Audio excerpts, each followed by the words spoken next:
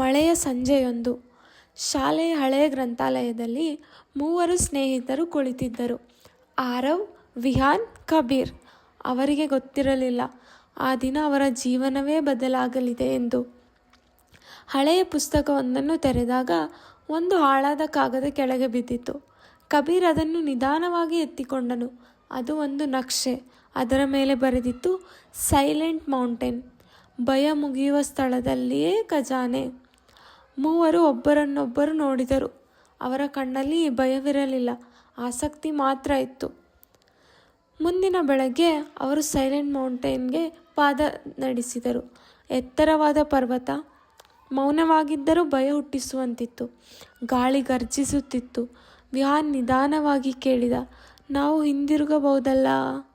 ಆರವ್ ನಗುತ್ತಾನೆ ಹೇಳಿದ, ಇಲ್ಲಿಯವರೆಗೂ ಬಂದಿದ್ದೇವೆ, ಈಗ ಹಿಂದಿರುಗೋ ಪ್ರಶ್ನೆಯೇ ಇಲ್ಲ. ಕಬೀರ್ ತಲೆ ಅಡ್ಡ ಬೀಸಿದ.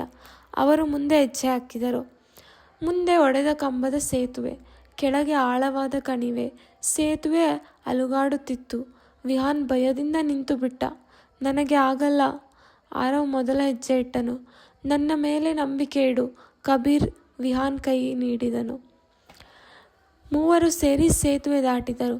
ಅಂದು ಭಯ ಸೋತಿತು, ಸ್ನೇಹ ಗೆದ್ದಿತು.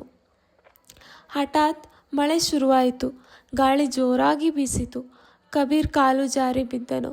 ಅವನು ಕಣಿವೆಯ ಅಂಚಿಗೆ ಜಾರಿದ. ಆರವ್ ಅವನ ಕೈ ಹಿಡಿದನು. ವಿಹಾನ್ ಆರವ್ ಕೈ ಹಿಡಿದನು. ಮೂವರು ಒಬ್ಬರನ್ನೊಬ್ಬರು ಬಿಡಲಿಲ್ಲ, ಒಂದು ಕ್ಷಣಕ್ಕೂ ಬಿಡಲಿಲ್ಲ. ಕೊನೆಗೆ ಅವರು ಪರ್ವತದ ತುದಿಗೆ ತಲುಪಿದರು. ಆದರೆ ಅಲ್ಲಿ ಚಿನ್ನವಿಲ್ಲ, ವಜ್ರವಿಲ್ಲ, ಒಂದು ಕನ್ನಡಿ ಮಾತ್ರ. ಅದರ ಕೆಳಗೆ ಬರೆಯಲಾಗಿತ್ತು, ನಿನ್ನ ಜೊತೆಗೆ ನಿಂತಿರುವವರೇ ನಿಜವಾದ ಖಜಾನೆ. ವಿಹಾನ್ ನಗುತ್ತಾನೆ ನೋಡಿದ. ಕಬೀರ್ ನಕ್ಕನು. ಆರವ್ ಅವರತ್ತ ನೋಡಿದನು. ಅವರಿಗೆ ಅರಿವಾಯಿತು, ಖಜಾನೆ ಚಿನ್ನವಲ್ಲ, ಅದು ಸ್ನೇಹ. ವರ್ಷಗಳ ನಂತರ ಅವರು ಆ ಪರ್ವತವನ್ನು ಮರೆತಿರಬಹುದು, ಆದರೆ ಆ ಪ್ರಯಾಣವನ್ನು ಎಂದಿಗೂ ಮರೆತಿಲ್ಲ. ಭಯವನ್ನು, ನಂಬಿಕೆಯನ್ನು, ಒಬ್ಬರನ್ನೊಬ್ಬರು. ನಿಜವಾದ ಸಾಹಸಗಳು ಮುಗಿಯಬಹುದು, ಆದರೆ ನಿಜವಾದ ಸ್ನೇಹ